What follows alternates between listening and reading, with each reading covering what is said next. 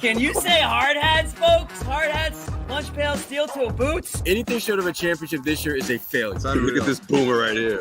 You've just got so much talent here. Somebody said we need to apologize for Jalen. Can I quote it, John? What are we apologizing for? What did we say? What did we do?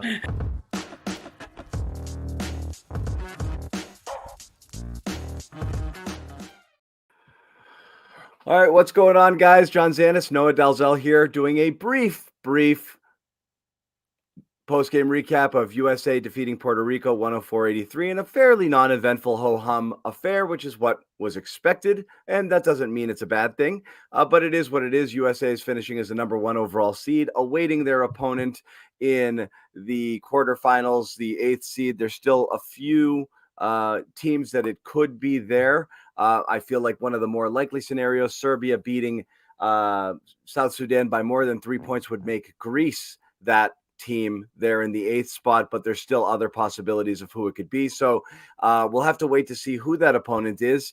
But again, I don't think it necessarily matters. Maybe not until a little bit later. We'll see how that whole bracket breaks down. And this was very much a tune-up today. A little bit of news going in. We'll get into that. Jason Tatum, we'll talk about his performance as well. Saw a few shots go down early and, had a lot of people feeling better about it, and a lot of Celtics Twitter saying, see, he's good, and it's a good day to be a Tatum backer, Celtics fan today. You got a little back here. It had been a rough couple of weeks for Jason Tatum in terms of, the type of online treatment he had been getting. This is a little bit of a boost for that. Celtics injury to talk about. We'll tell you that as well. The show, as always, is brought to you by Game Time, ticket app, ticket marketplace, where you can get the best seats to the best shows or games in town. Lots of Major League Baseball action you can get in on, tons of concerts. I'm going to one tonight. Game Time app, download it, use the code CLNS for $20 off your first purchase. Terms do apply. Let's get into the game. Your initial thoughts. And again, let's just talk about what happened, right? To start, Noah, Drew Holiday, who was announced after last game was going to start, did not start. We saw him roll his ankle a little bit. He stayed in the game, but as you know, with ankles, oftentimes things swell up later that night, the next day. Really no need to play anybody on a balky, ankle. Doesn't appear that it's going to be anything serious. That being said, every Celtics fan is always going to hold their breath when they see an injury to one of their players here. I think we're okay regarding this, but again, hopefully he's not badly hurt, both for Holiday and for his Celtics prospects going forward. But Jason Tatum starts in his place. Steve Kerr abandons that. The easiest thing to do would have been to start Derek White there, but Steve Kerr abandons that 3-guard lineup, and he goes with Tatum alongside Booker to play along with Embiid and LeBron to start. And he definitely got a couple of things going early here, a couple of easy buckets, lay-ins, transition, just to kind of get himself right, where, offensively he hasn't really been doing a ton so far in these games. Yeah, I thought today was a good win for Team USA. I mean, like you said, this was expected to be a blowout, and it was, despite a slow start. But overall, you saw everybody contribute. I thought that was kind of the most impressive part. It was the ball movement is really unrecognizable to how this team looked a couple of weeks ago at the beginning of exhibition play. Like everybody seems to be way more connected. They were fine getting easy shots, easy looks, layups, open threes. So kind of exactly what you hope to see with that much talent on the roster. And then, as you said, I think Tatum did have his best game of the Olympics, regardless of, how you want to measure it. He still didn't seem to get in like a shooting rhythm. I think the last shot that he took there was like a front rim 3-pointer, never a good sign for a shooter. I think that's kind of like the worst feeling you can have. But overall, I thought he impacted the game well defensively, obviously rebounded really well, and that's a way that he can continue to impact this team, because rebounding is always going to be a challenge in international basketball with the physicality and with so many great athletes that are used to banging and kind of getting bored. So I thought that was one way he kind of left his imprint on the game, got some points early on. But yeah, I thought he was one of many players that just played well today, and he didn't look, he didn't hunt his own shot, and maybe he maybe he would have found a rhythm if he did, maybe he wouldn't have. But lots of times he, made a move where I think if he was on the Celtics, he would have taken it all the way, or, crossed up and taken a three, and instead he just passed it to somebody else. Yeah. Which I do think there's a healthy balance of that. And, everybody's kind of doing that a little bit, increasingly so as we kind of go along here. So yeah, it was a very even team effort outside of Anthony Edwards, who obviously had a phenomenal game and kind of led the way there. Yeah, and so there's going to be the push and pull in terms of trying to break down a Tatum performance like this one. Everything that he got was relatively easy. Not easy. I mean, look, I said, he caused a steal, he got out in transition, he made a dunk, he had a mismatch, and he just bullied somebody, Alvarado, I think, in the paint there to get an easy bucket as well. But everything's right around the rim, a dunk or a layup or the made shots, which is, again, we love dunks and layups. There's nothing wrong with that, but you're waiting to kind of see him cook there. And so this is where it is he just letting the game come to him and everything is natural? Is there a reluctance to kind of go full Tatum and do his little wiggle and his shimmy and his shake and try to break guys down and go to the basket? Because for better or for worse, other people are doing it. And he appears to be one of the few who are not. I think Devin Booker is another one who doesn't appear to be forcing the issue offensively very much. But obviously, AD, Curry, even Embiid today, certainly Edwards, when they see an opening, they're going for it every single time offensively. They're looking for their shot. They're trying to create, much like they would on regular teams. But this isn't a regular team. This is a super team where a forced shot is never a good shot. A shot early in the clock is never a good shot. A walk-up three is never a good shot because you can find people here. There's so many mismatches all over the floor. So some people are doing that, or some people are looking for their game, and Tatum is kind of really letting it come to him. How much of that do you think it's him just being differential in general, his overall personality and the way he views what he should be doing on this team? And how much of it is maybe in the back of his mind still I don't know that this jumper is where I want it to be right now. Because again, the reluctance to shoot, even on the threes that he got, it looks like he doesn't really want to pull it, right now at this moment. Not on this team and not at this moment.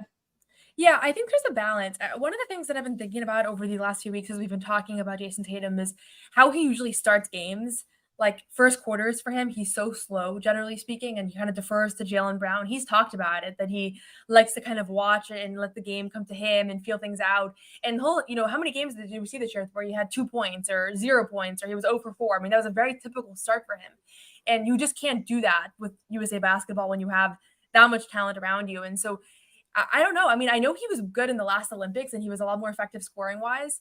But everything we're seeing from him right now, especially as how his career has been the last few years, it seems to kind of make sense. Like he's not a guy that makes 2 for 2 from, if he has 2 open shots, like Derek White's going to hit those 2. Like he's not a guy that needs a lot of rhythm to get going. But Tatum's a rhythm shooter. And I think he just hasn't had the opportunity to find a rhythm. And it kind of reminds me of like when Xavier Tillman was traded to Boston and he was like 0 for 15 for his first threes. And it's like, that's not a shooting struggle when you haven't been able to get in a rhythm. It's like you need to have a bigger sample size to get going, but you're just not going to be able to find that here. And so again, I mean, even Curry today was 3 for 8, and I thought he was going to break out of it and, maybe hit some. So I don't think we just know enough from just watching him here to know if there's cause for concern or if there's anything more to think about, or if it's just the limited sample size and the fact that he's recognizing that, I mean, a lot of those shots that he didn't take today are not good shots. Like we don't love seeing him take the 10 pull-up threes every game. Like that's not necessarily a good shot on the Celtics. It's just even more so accentuated here. And I think he's making the right call a lot of times by passing it up, even though it looks kind of strange to just watch him kind of defer to others like that. Yeah, because in so many cases, it's like he could do what he wants here, you would think, right? And that's you're dying for opportunities like that. It's like, oh my god, because I mean you're not doubling people on this US team. He's got a matchup every single time he catches the ball. If this were a regular game, this would be like, oh my god, eyes would be popping out of his head and go. So yeah, it's definitely a different approach, but I think I do believe, you've seen the way the ball has moved here with Team USA for the most part. There really is an emphasis on, getting it, moving it quick, getting it to open people, work for that open shot, exploit mismatches, get into the paint wherever you can. Again, there's just so many different ways this team could beat you. It's almost like they could just choose every time down the court. If Team USA, again, I'm not sure what's going on with the shot, and I do think this is something there might be a little lab work done afterwards, where there might be some tinkering and tweaking. And you're right, you're not going to work it out in international competition on the fly here if something's bothering him. But I do think if USA decided one quarter, we're going to make Tatum the focal point of this offense here and let him go to work, that he could go to work. I don't think he's forgotten how to do that. So I think, any of the massive overreactions right now are exactly that, overreactions. What's interesting to me is that when Holiday went out, that Tatum was the one who slid in there. Why do you think that is? In terms of his ability. And I think a lot has to do with his overall versatility and ability to play a lot of different ways over someone like Durant. And I know they like that second unit offense there, but the fact that Kerr went to him, it changes the thinking of, he sits game one and you're like, wow, in Kerr's mind, does he kind of sort of think Tatum's the one that doesn't fit here? And then he starts 2 consecutive, including one where he subs in for Holiday, which is not, a straight up swap out type of lineup, and he goes with it anyway. So, it might have people rethinking how Kerr actually feels or what Kerr feels about Tatum's role on the team. Yeah, I mean, I think he's being used as like a connective piece on this team and is more of a role player than a featured player. And so is Drew Holiday. And so he's kind of an easy fit to plug in offensively. And then defensively, he's very versatile, as you said, right? And so, yeah, I mean, he has a history of kind of being in that position, but also, I think they like what they're seeing from Kevin Durant and Anthony Edwards coming off the bench. There's been a consistent scoring spark from those 2 guys. And so I don't think they want to mess up that flow, but also Tatum hasn't really found that much of a flow, so he can be used in a lot of different ways without risking kind of disrupting what he's already been doing. So I don't think there's much of a risk in any direction, but yeah, I thought he looked good with that starting lineup, and they kind of got him going early on, gave him a few easy ones. But I wasn't shocked with the decision, because obviously he made that decision willingly last game too. And I did think it was interesting that Tatum and Embiid played the most minutes of any players today by a few minutes too. I don't know if that was to like overcompensate for their DNPs or just, kind of even out the total minutes here played during this Olympic run. But I realized that towards the end of the game. Tatum and Embiid, top 2 minutes on the team, right? Yeah, tied for 23 minutes. Nobody else played more than 19. Yeah. Yeah. And you do wonder. And look, it's not politics, in the sense that you don't have to worry about going back and talking to this guy's agent and having him leave the team because he feels he got shunned by you. But there is a respect factor here where Kerr understands that I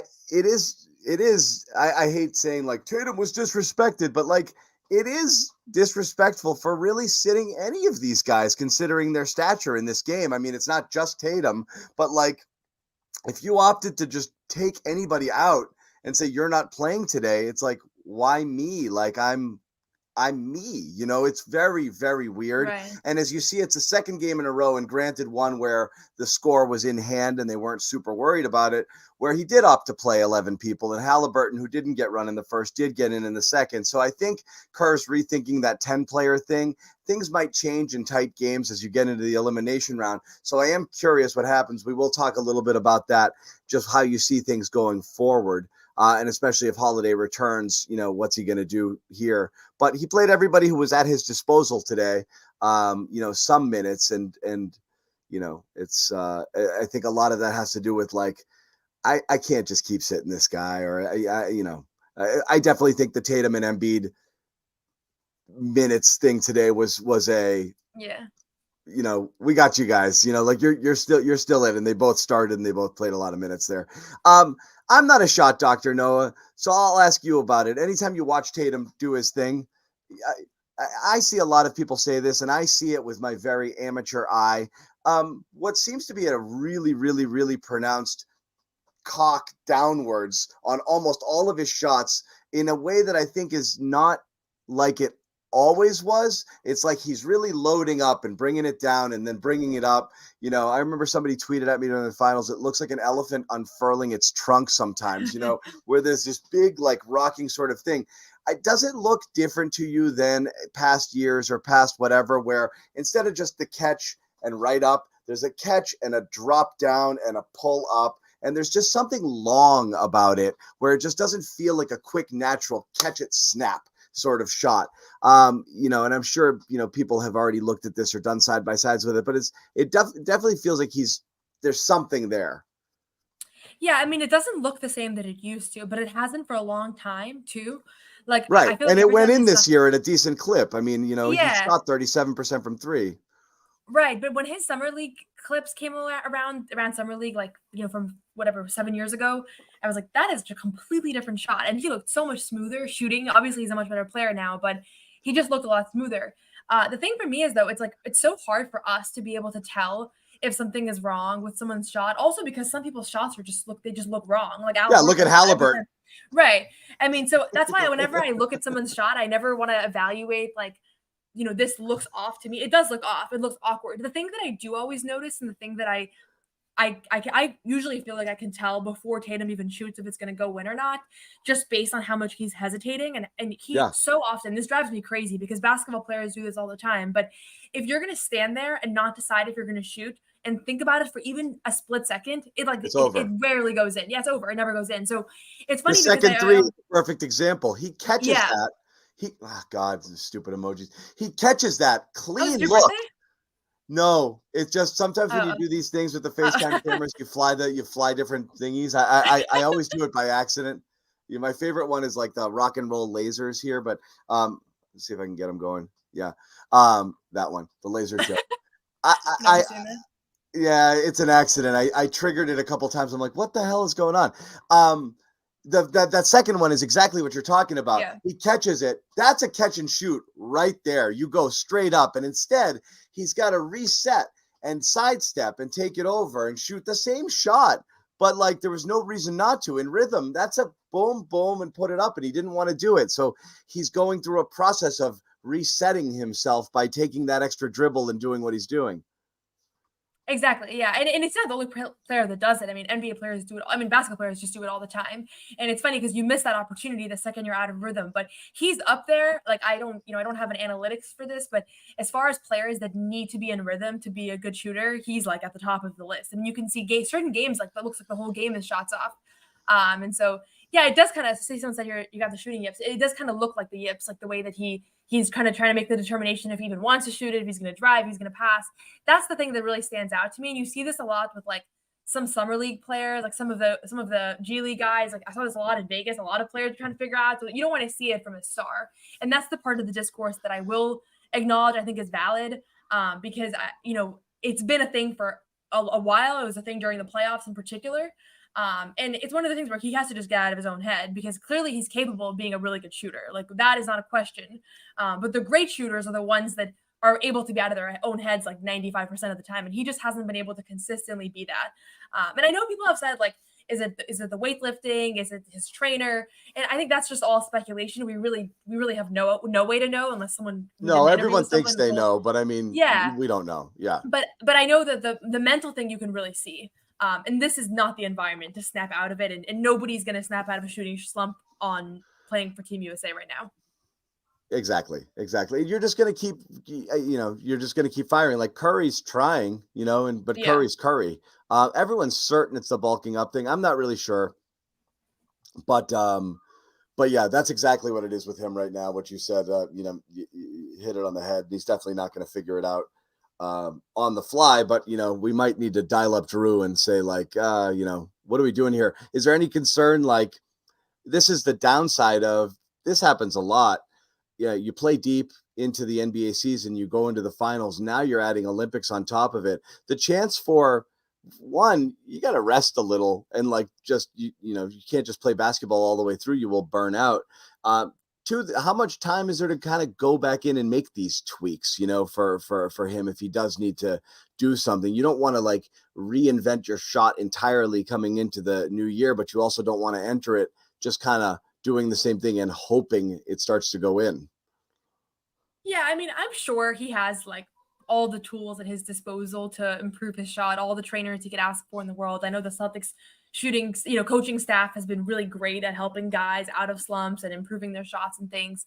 What he probably needs, and again, this is just speculation, but he probably needs to just take a break for a second because part of it is just like he's been going, you said he's been going nonstop for so long now. He had like a 2-week break before before training camp. And so, yeah, it's not enough to really reset. And it could be tired legs. There's a lot of different things that could be at play here.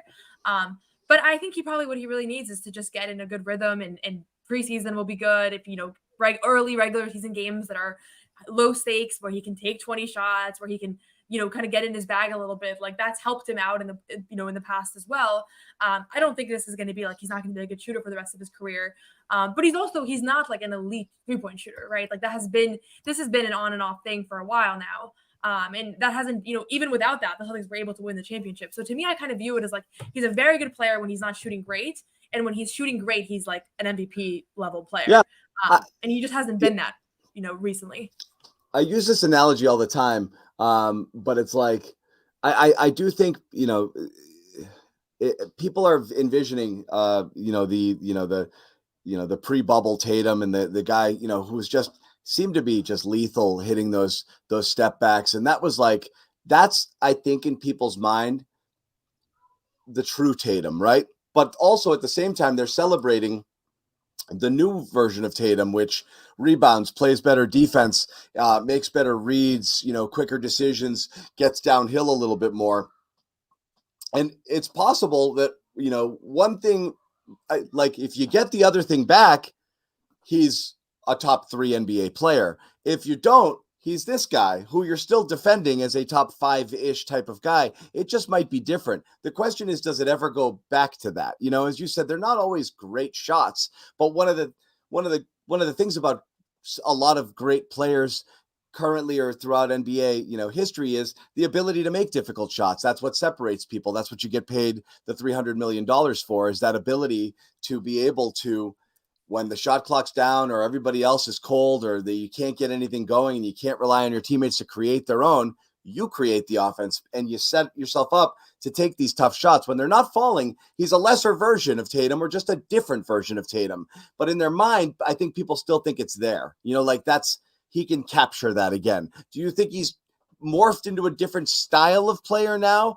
Or that there's a world in which, he gets that back and he takes his game to a yet another level as, an elite shot creator and shot maker? Yeah, I mean, I don't see a reason why him getting better across other aspects of basketball has to come at the expense of his shooting, right? Like, that's the thing. And the only reason that could be the case is if the weightlifting actually is the reason for his shooting struggles. And therefore, like, the things that he's gotten better at because he's gotten stronger came at the expense of his shooting. But I don't really think that's the case. I think his game evolved over the last few years as he's kind of hitting the prime of his career, and simultaneously he's dealing with a shooting, more inconsistent shooting. And again, I don't want to overplay it either, because, he had a good shooting season by most accounts. If you look at the regular season numbers, like, they weren't bad. Yes. His catch and shoot numbers and things. And I do think that some of the he's reasons still a 60% true shooting guy. Like, I mean, if again, right. this is still he was efficient, and he's a volume shooter at 37% from 3 or whatever it was. That final number is good.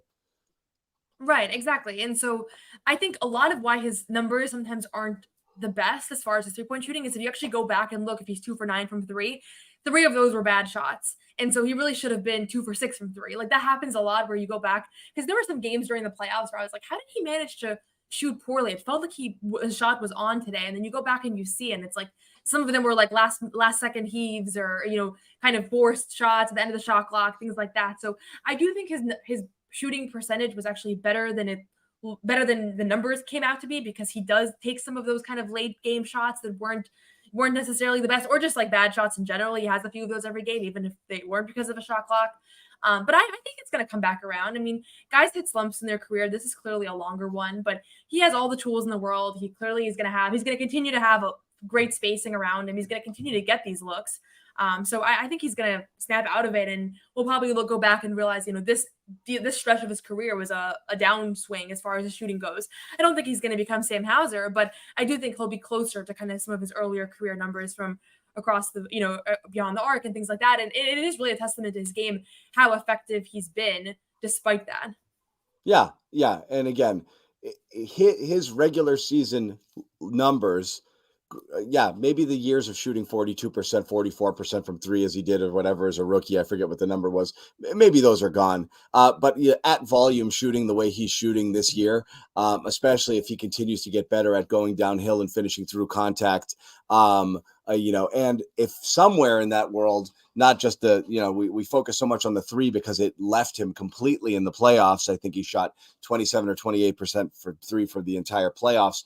And it was obviously, poor in the finals as well. If he gets any semblance of a mid-range game back into his repertoire, again, a 3-level scorer who can do everything else he does is fine. It's just whether or not that kind of happens. I do think that the bulk thing is so stupid. Like, this is how people's bodies naturally mature when they get older and they get a little bit more muscle mass. He's not ridiculously large. He's just bigger. He's not a huge person. He's not like, he's just bigger. You fill out when you go from 19 to 27 years old, 26, your body fills out. You get bigger, stronger naturally, even with the weights. He's not too big. I think that's silly. It's not like he showed up and he looks like LeBron right now. He's not that big. I think it's the appropriate amount of weight on his frame if he's going to be able to play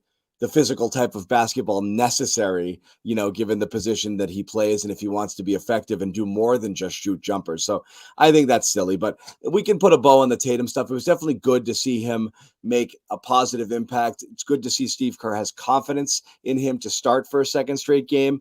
And it'll hopefully, people are still going to, freak what's going on with the shot and this and that, but it'll quiet and I think lower the temperature on Twitter and on the talk shows and the message boards for a couple of days at least, which is good because it's been a little silly conversation here. We'll talk about the rest of the game and a little bit more about potential opponents real quick. Again, just to remind you, if you download that Game Time app, we mentioned at the top of the show, seats to anywhere.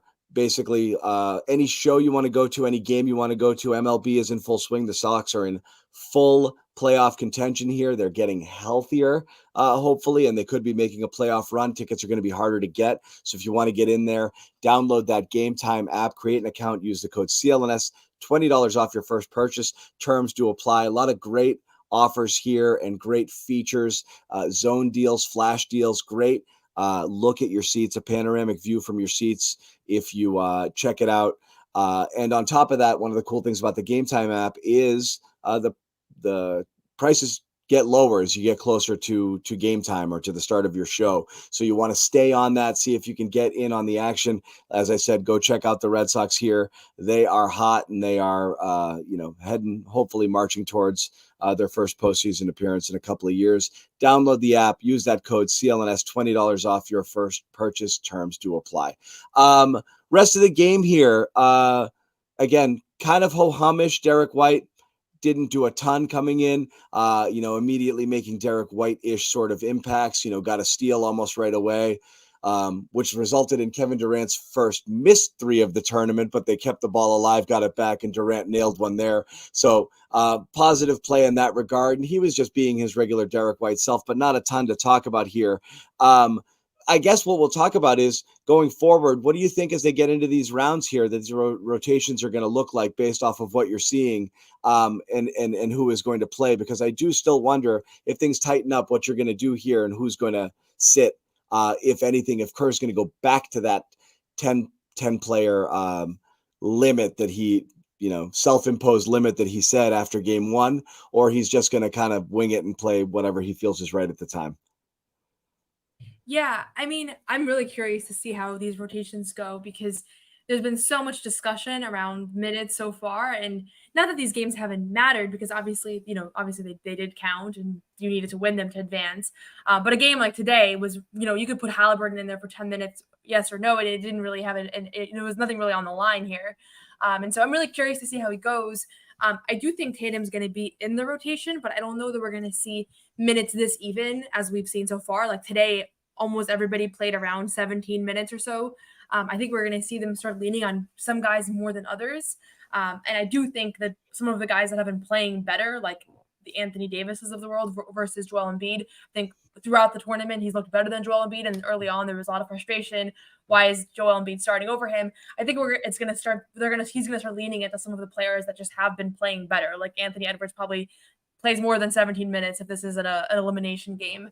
But there's also a good chance that the Team USA continues to blow teams out. I mean, nothing's been really close so far. And so then it doesn't really matter anymore. What I'm curious about is if it's like a 5-point game with 5 minutes to go, who's on the court? And I honestly, I don't know, because it could go so many different ways. And we've seen so many different lineups that just purely intrigue for me at this point, kind of thinking about what that might look like. And there's certain guys you can assume will be out there, like LeBron. I don't think there's any question, but there's definitely some X factors there. Yeah, and that's what the thing is. It looks like guys who Kerr is leaning on for sure. LeBron and Durant, I think Edwards has certainly earned his stripes, and Anthony Davis. I would say those are the 4 guys that I think Kerr really is digging right now at this moment. And then I think you could go in any direction. Not saying it would be those 4 in a lineup to close. I think a lot of it has to do with, are you ahead? Are you trying to, keep other teams from scoring? What's the other lineup look like? Would it be stunning to have Holiday and White in a closing lineup because you're trying to really, button up the defense? Absolutely not. Yeah. Absolutely not. You saw it in that first South Sudan game, right? That's how they closed, and that's how they were able to pull that game off. I believe both of them closed it out there. So yeah, it wouldn't be stunning to see that. And I don't know what Tatum's role is going to be. I'm really very curious to see how that goes. I'm curious, like if you end up with Embiid and Greece in that first round, who's your Embiid stopper? Are you throwing a bunch of bodies at him and just letting everybody else beat him? Probably, right? They haven't done a ton of that. Huh? Yeah. Yeah. Yeah, no, you're right. I mean, all these teams are, the other thing is like every one of these teams calls for different things and has, I feel like it's even more uneven than the NBA, where you might just have one guy that you're really concerned about. Obviously, Jokic or Giannis are going to dominate the game plan if you're facing either Serbia or Greece. And so, certainly we'll see them go bigger, but they have every tool at their disposal as far as addressing those bigger players between Anthony Davis, Bam, and Joel Embiid. So there's no shortage of options. I think that there's certain guys that have stood out more than others. I actually thought Bam didn't do a whole lot today, but I thought that throughout these, how many games has it been? 8 games including exhibition games. Like, he's been so impressive to me. Just how he's been able to impact everything defensively, but then also offensively he's really fit in. So yeah, it's kind of a luxury of riches right now that Steve Kerr has, where, you probably can't go wrong, honestly, with a lot of these combinations. And it might just be, he might not even be able to predetermine it. It might be riding kind of who's been playing well that specific game. If someone has the hot hand, like Anthony Edwards did today, I don't think you can turn away from that when he's clearly feeling it like that.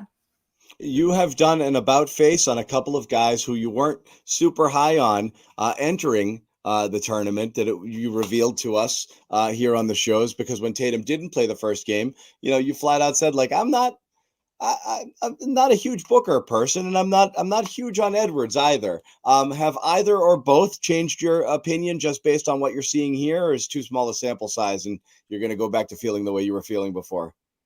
I mean, I just want to clarify. Like, I'm not. I'm not saying you hate them. No. But like, I think when I say I'm not huge on someone, it's like Anthony Edwards and Devin Booker are obviously both great players. They're all stars for a reason. The things that they've done, you can't deny. But I think looking at this roster, like, is Devin Booker someone I really believe in to play the right role and kind of do everything you need to do in such a loaded roster? He was someone that I was like, I'm okay with him being the odd man out. And frankly, like, Devin Booker is up there as far as guys that have really impressed me, because he's totally just played that player role. And I remember actually there was a tweet going around earlier in the year where someone was saying, like, Team USA needs, I think it was after FIBA, after the guys lost last year and they didn't even medal. Someone was saying, like, they need to find stars that are willing to be role players because, like, this isn't working clearly. And then Devin Booker quote tweeted that and said, I'll do it. And it was like a kind of a funny thing because it went pretty viral. And clearly, but honestly, that's what he's been doing. He's been a role player who's obviously actually a star and a franchise player. So he's really impressed me. And then Anthony Edwards, like, his scoring is undeniable. Like, today, you can't criticize. I have to be fair and give him credit where credit's due for his game today. I just don't like the idea that Team USA has to ride with him. Like if he has it, then they have it. And last year in FIBA, I think it burned them a little bit that they were too reliant on him and that he was too focused on kind of getting his, because this team is so good that no one person's shooting struggles or off night should impact the end result. And so I just don't want to see I don't want to see him become like a ball stopper where now if he's not feeling it, he's like shooting himself back into rhythm and nobody else is doing that because everybody else has the kind of the awareness to not force the issue. And so I think that's why he's like an asterisk with me, but he's obviously when he's hot the way he was today, you can't deny his greatness and just how capable of a scorer he is. He's just his style of play to me, just that type of isolation player is just less appealing. But I mean, if he's effective, he's effective. You can't deny 73% from the field today, 8 of 9 from 2-point range. So yeah. And it feels like every single game he has one time where he steals the ball from someone just like at the half court mark and then just drives for a fast break. Like you can kind of count on one of those every game. Yeah. And so that is, you mentioned that, over reliance on Edwards, on past teams. I am curious because we haven't seen it here with the exception of the South Sudan game. Who's your closer in the sense of you need buckets? It ended up being LeBron in that game where they just kept and it wasn't so much that they said go score, but they wanted the ball in his hands to initiate and to determine what was going on here. If you're you need that bucket. If it's a tie game with 12 seconds, 14 seconds to play and you're going to ISO somebody, who are you giving the ball to? It has to be LeBron. Yeah. I mean, honestly, it's confused. Like, from a basketball fan's perspective, it's confusing to me why he doesn't just drive to the basket more often in games, because it does feel like over the last few years of his career, he's kind of automatic in late game situations. When they need a basket, he can just go get one. I feel like we've seen it countless times. And so there's no shot that I feel more confident in at this point than just him driving to the basket in, because he'll make the right play. If he doesn't have a lane, he'll make the right pass. He's like the guy I probably trust the most to do that. So there's plenty of players that can get downhill and score. His passing was ridiculous today. Yeah. So I trust him, and I think that's putting the right pieces out there alongside him that can kind of hit those open shots, of which you have so many options as far as that goes. But I think you give him the ball, let him work from there. Yeah, and honestly, but maybe he won't even come to it. Yeah, maybe they won't even be in that position. That's also a possibility. Although Canada's looked really good, so. I was always of the opinion that LeBron, at a certain point in his career, it got almost too easy for him to just put his head down and get downhill to the point that it was bored. And it's almost like you're playing like with your younger nephew or something, and you could score at will. So you're like, I'm just going to take some step backs now or try to pass or involve other people. It's like, I almost think he was just like, I could do this, but I don't want to necessarily. I still think he's got it in him. He's just such a force where he can just still get where he wants to go.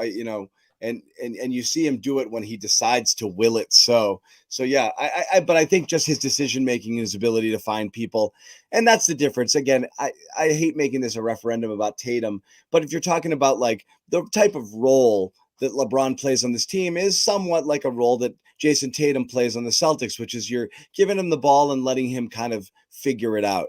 And while Tatum got a good bit better at it, you see the level at which LeBron does that, how quickly he makes decisions, the caliber of passes, not just the correct read, but seeing things that aren't always there. He's LeBron, man. I mean, you just tip your cap. It's not saying something negative about somebody to say they're not LeBron, but that's kind of what makes him LeBron. His ability to do that. And he is, you see it on a day like this, the degree of difficulty on some of the passes that he made without even blinking, a left-handed entry from the top of the key with a little bit of English on it to get to the post was an almost impossible pass. And he made it without even thinking, behind the back into the post, going in the other direction. It's silly what he's able to do in his vision and how much control. So yeah, I would probably agree that happens. Is there any team out there right now, Noah, that you mentioned Canada? Is Canada the one? I've seen some people say Germany, perhaps. It you seems have to like respect one. Germany. Yeah, I mean, those are the two teams that definitely stand out. They both have a significant cohort of NBA players, but above that, they just have continuity, and that they're teams that have the same, basically the same roster every year. They were in FIBA play last year, whereas the US had a completely different roster, right? So it's going to be an advantage that Germany's rolling back the same team that won gold last year. And Dennis Schroeder looks like he should be an MVP candidate in the NBA the way he's been playing. And so both of those teams to me are probably going to be medal winners. And if USA is not on their game, it's basketball, right? We saw South Sudan almost beat USA just a couple weeks ago. So it can certainly happen. But those are the two that I think have stood out the most, especially watching France versus Germany yesterday. I think France didn't look ready to go against Germany. So that stood out. And then Canada, they have, RJ Barrett's playing great. SGA is running the show there. Dylan Brooks is just a different player when it comes to international play. Canada's weird because Jamal Murray is not a factor. I know we've talked about this before, but it's so bizarre to watch a player who I think is one of the most lethal playoff players and had 2 game winners this playoffs and obviously did what he did last year. And he comes in and it's like he's almost a liability. So that's been super bizarre. But yeah, Canada's super, super fun to watch. Germany's super fun to watch. And then obviously it's just a different playing field for a lot of these guys. They're going to come back in the NBA and they're not going to be what they are right now in Olympic basketball, but they just have the level of confidence when they're the guy that it's pretty remarkable.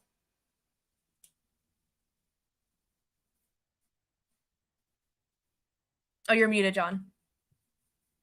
You mentioned the Murray thing. It's so fascinating to me how ineffective he's been.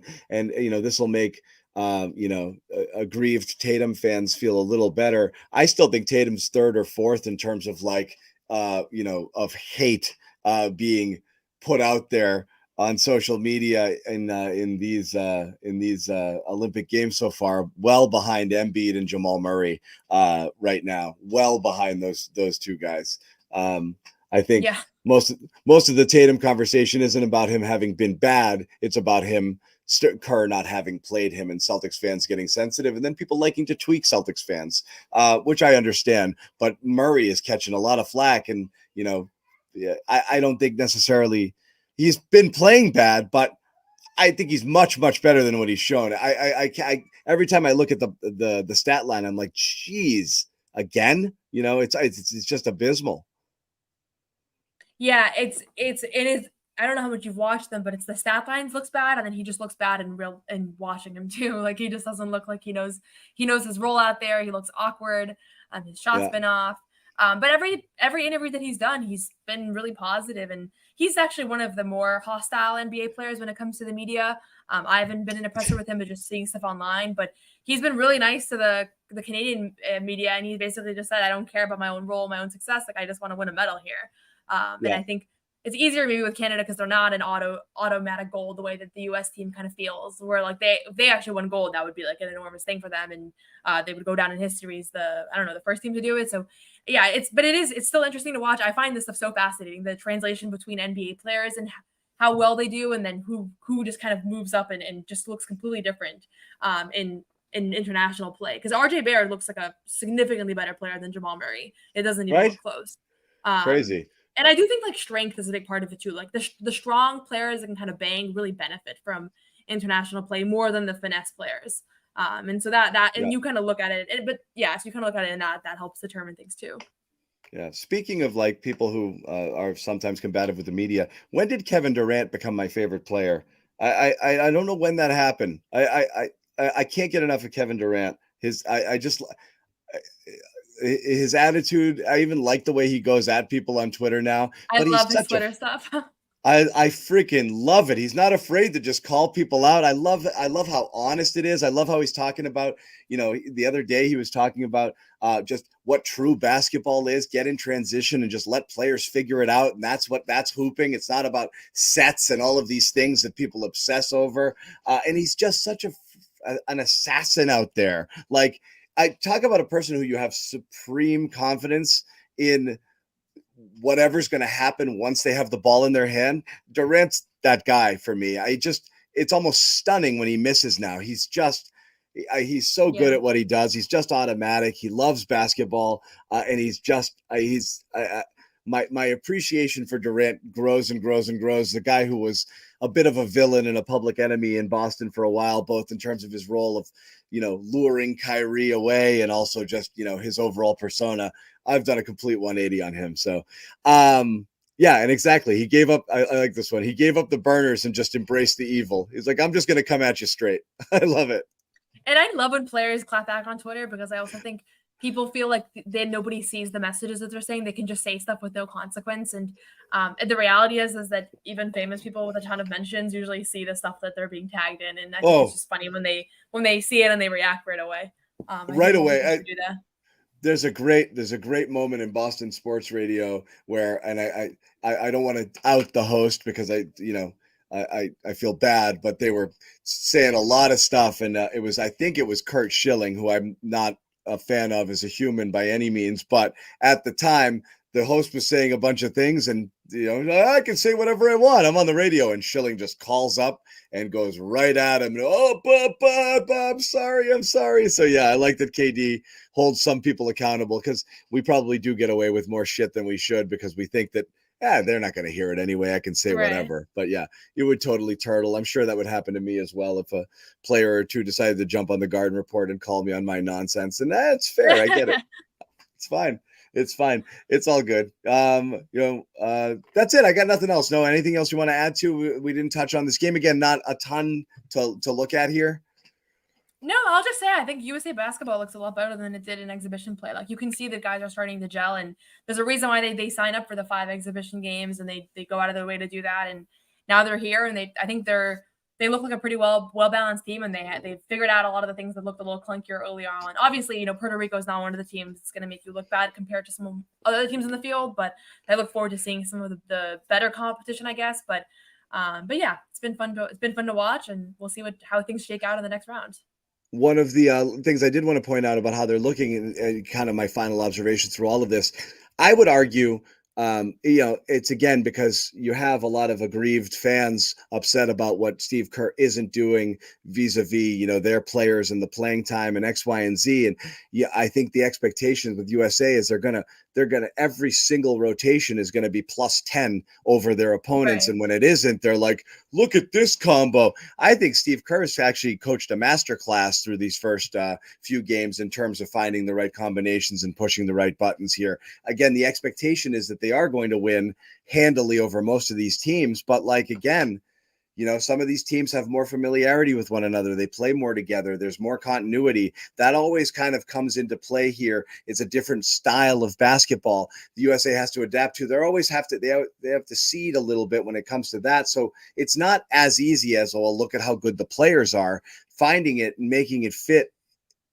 takes a little bit of work. And I think he's done a good job with it. Even if you're, bummed out that he disrespected Tatum in game 1. I think he's done a really good job so far. Honestly, the thing with me and coaches, I feel like it's so hard to know if they've done a good job because we see such a sliver of what's actually going on there. I always think about what do the players say, because that's the kind of the best angle that we have. And it seems like the players that have spoken, and Kevin Durant in particular, he's really praised them. He said Steve Kerr's done a great job. He keep coming off the bench because of what's been working.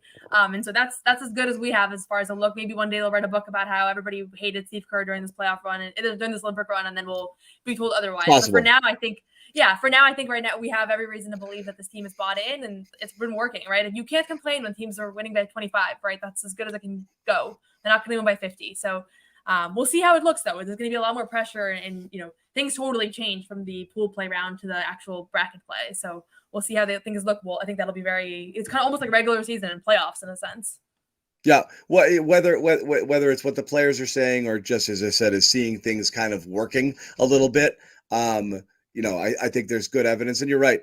There could be a tell-all book about why they hate him, but also that doesn't mean that they were right. It just means that they're superstars and they wanted it all. They wanted it to be about them, but you're not seeing that right now. And it looks like the egos are fairly balanced.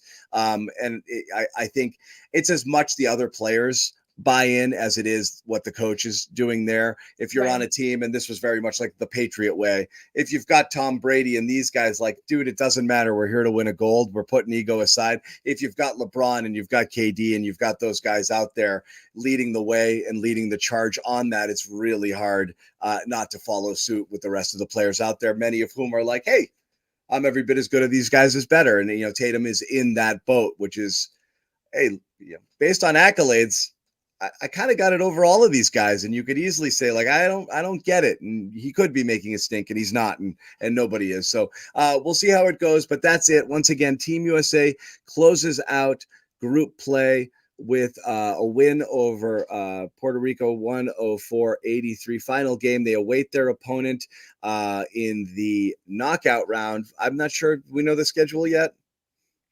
We don't know. I think after this last pool play game, we'll have a full schedule. So we'll have the schedule. We'll keep doing these with varying with different casts of characters. You may get some international involvement from either Bobby Manning or Jimmy Toscano jumping on from overseas to do a post-game report.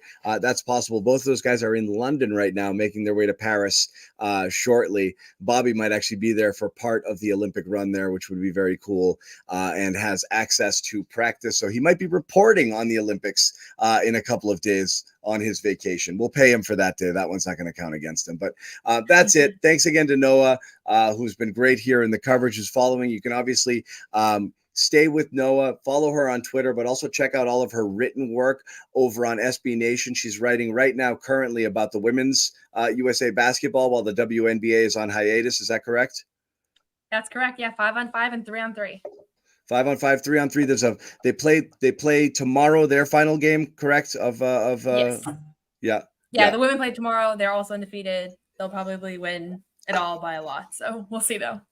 Yeah. And if you think, as we said, Curry or Embiid or Murray catching a little bit of flack, check out Diana Taurasi here with her 0 for 15, whatever it was last game. And, Caitlin Clark not being on the team. There's obviously, is that what she shot? Was she 0 for 15 last game? No, she wasn't. I was just looking to see what you were referring to. Oh, I thought Taurasi had a brutal game last game. No, she hasn't been shooting a lot, but she hasn't been. Yeah, she's just. Okay. I thought Taurasi had a bad game or a 0-point game or something like that. She might have been a 0-point game, but I don't think she's been kind of more of like a cheerleader, honestly. Yeah. But I will say my page views would definitely be higher if Caitlin Clark was playing. I used her by accident in a headline for one article, and it was my most read article since I started the job. So it definitely there is interest. Yeah. So check out Noah's written work there, and she'll be back covering the USA basketball here for CLNS Media on our post-game show as well. Thank you guys so much for watching. Once again, give a shout out to our sponsor, Game Time. Check out the Game Time app. Create an account. Use the code CLNS, $20 off your first purchase if you want to get in and see any games or any shows or any events at all that you can't get tickets to. Check out the Game Time app. Download it today. Take advantage of that special offer. We will see you guys after the next USA basketball game. This one counts for real. This is lose and go home, so there'll be a little bit more pressure there. Should be fun. Thank you guys for joining us on a lovely Saturday afternoon. You could have been doing a lot of things, but you chose to hang out with us, and we do appreciate it. We will see you next time. Wait, Amit's got an outro for us, I think. No, he doesn't. He said he was going to work on an outro. He had a phenomenal game. Phenomenal game. Forfeit's out. I think it's an auction. That did not sound like a chair. It was a freaking chair. It does sound like a chair.